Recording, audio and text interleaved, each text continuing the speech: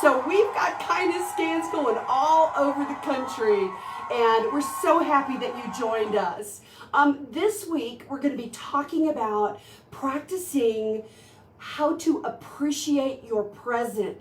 Ooh, that's good, isn't it? Have you ever heard of spiritual economics?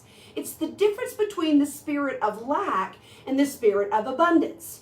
And how we intentionally choose to think around those things affects our emotions. So the spirit of lack is where you feel like there isn't enough supply. Oh my gosh, it's all on the boats to China. I'm never gonna find toys for my children. Like, the spirit of lack is why people bought all the toilet paper, you know, and they buy everything because they feel like there isn't enough.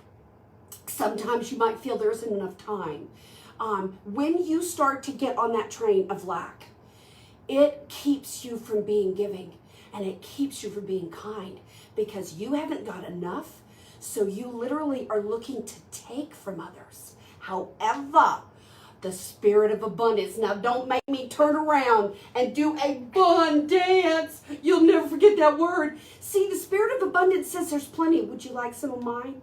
The spirit of abundance says, I've got all I need. I'm able to give. And this week we're looking at appreciating our presence. You know, life is full of both good and bad, and gain and loss.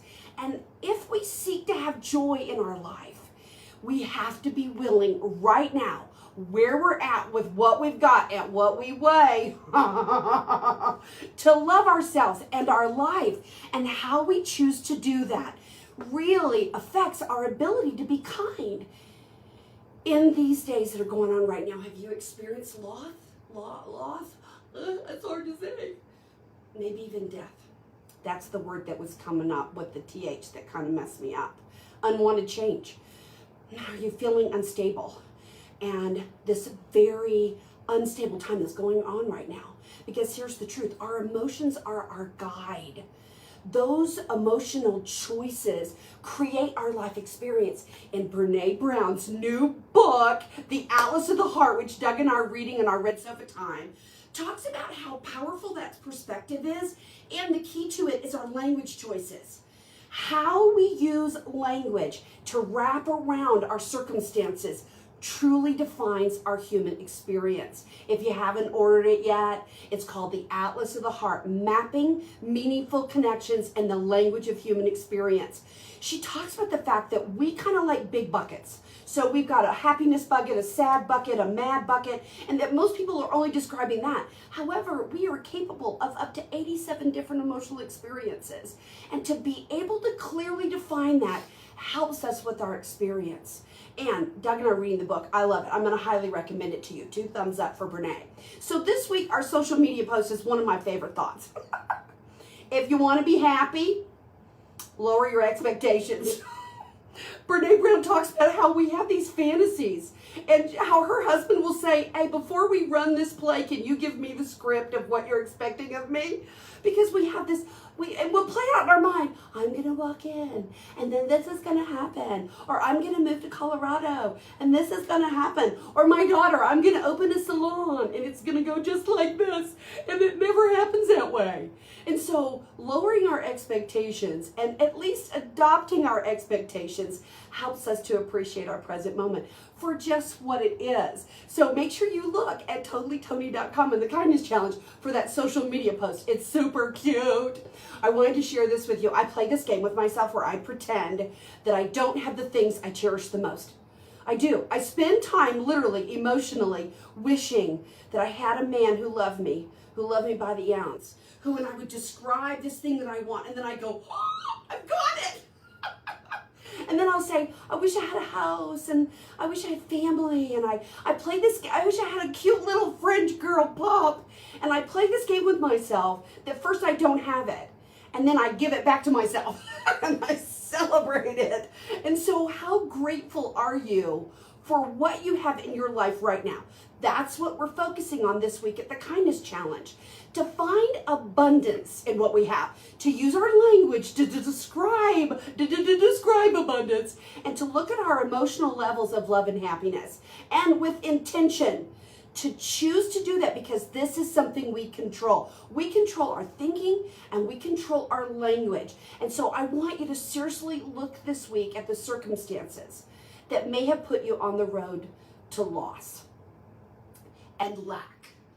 And think about how you can transform that into abundance and gratefulness and gratitude to reshape your relationships and your life experiences. You know me, I love a good word study. So let's look at the word grateful. Feeling starts with feeling, showing or speaking appreciation for something done, received, or experienced. Wow. Thankful. The definition of thankful is feeling pleased and relieved. So both grateful and thankful are feelings that are triggered, hello, by positive emotions that we feel. Abundance is to have something more than you need. It's often used to describe positive qualities such as an abundance of love. Are you feeling my abundance of love this morning? Come on, give me a little heart, hello. Or lack, a state of being without. Not having something necessary that's wanted. My word in 2020, Doug and I's word in 2020 was anyway. I don't know if you've ever read the thing that they found in Mother Teresa's place that said, people are often unreasonable and self-centered. Forgive them anyway. And another one says, the good you do today, people will often forget tomorrow, but do good anyway. There's so many things that happened in 2020, but we have to be happy anyway. We have to choose to decide to define those life experiences. In 2020, I was challenged with one of the biggest life lessons that happens. Whoa, are you starting to feel it? I lost my father. Whoa, that's a big one. Hashtag send me love right now.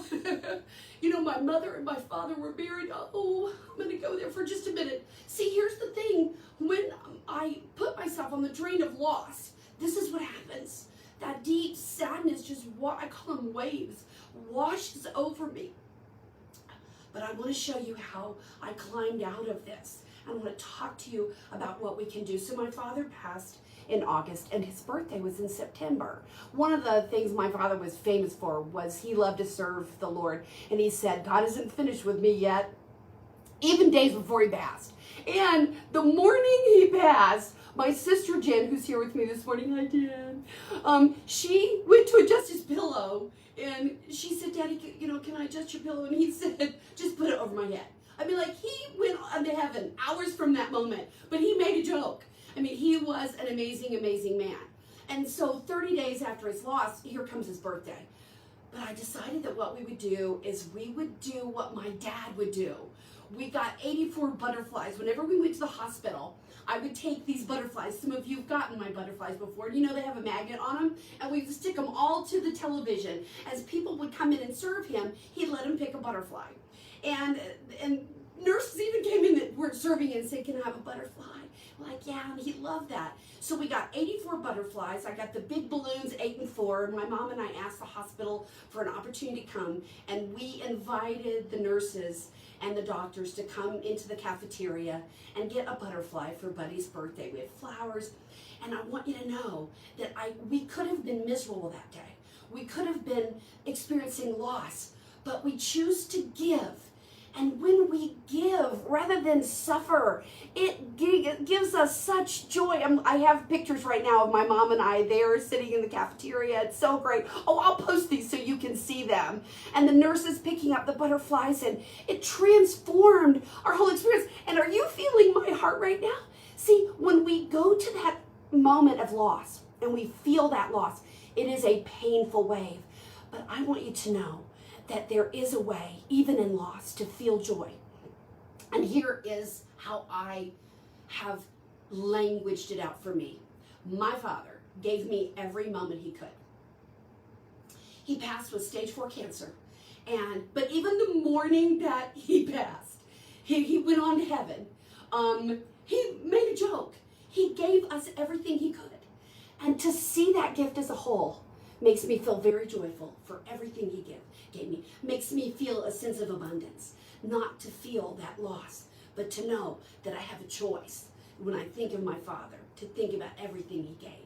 This week, you have the challenge, the kindness challenge, to appreciate your moment, to wrap your experiences with loss, with abundance, to reframe that language. So I'm going to help you a little bit. I have a poem. I wrote this poem years ago. It's called The Present.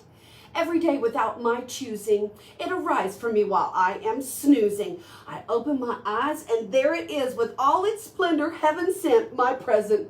I often wonder what will be. What will my present hold for me? What is to come I cannot hide. I have to take a look inside. It's not the kind of gift you can give back if it doesn't fit or has serious lack.